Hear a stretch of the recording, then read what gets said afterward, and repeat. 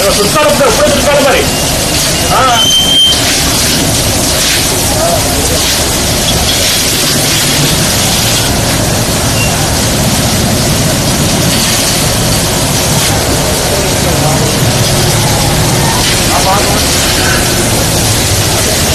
Government ఎలా పనిచేసిందంటే మీరు పరంగా ఎలాంటి ఇబ్బంది లేదండి.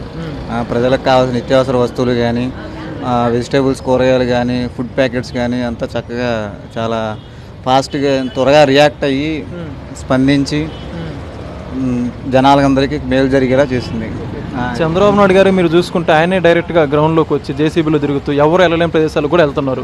అధికారంగా యంత్రాంగాన్ని మొత్తం కూడా ఈ సింగనగర్ ఈ పరిస్థితులంతా పిలిపించారు. దీని మీద మీరే ఉంటారు? ఆయన ఈ వయసులో కూడా అలా కష్టపడుతున్నాడు, నిజంగా మనకు ఆశ్చర్యం వేసింది. మిగతా ఎవరు కూడా ఆ రేంజ్లో కష్టపడిన సీఎం ఎవరిని చూడలేదు.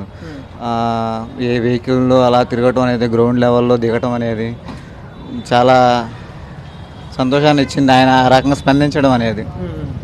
ఈ యొక్క ఏదైతే గవర్నమెంట్ ఇచ్చే రేషన్ కావచ్చు, ఈ గవర్నమెంట్ ఇచ్చే వస్తువులు నిత్యావసర సరుకులతో పాటు ఫుడ్ ఇవన్నీ కూడా మీకు అందాయి? అందరికీ అన్నీ. ఇప్పుడు చూస్తే మీ షాప్ కూడా క్లీన్ చేసినట్టున్నారు ఒక ఫైర్ డిపార్ట్మెంట్ వాళ్ళు. ఎట్లా? మేము ఇన్ని రోజుల నుంచి తీయలేదండి, ఇప్పుడే తీసాము. తీయగానే దగ్గరలోనే ఉంది.